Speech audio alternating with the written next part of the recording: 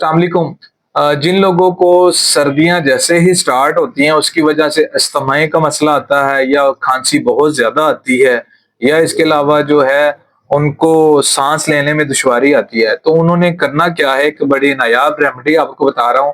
उन्होंने करना क्या है कि 1 चम्मच शहद लें, शहद के अंदर 1 चुटकी काला नमक डालें और एक जो है काली मिर्च वो डाल के वो इस्तेमाल करें, तो इंशाअल्लाह अज़्ज़ वजल जो ये मसला मसाइल है वो बिल्कुल ठीक हो जाएगा।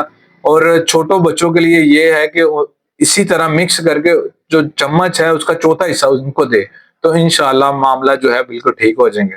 दुआ में याद रखेगा। अस्सलाम वालेकुम।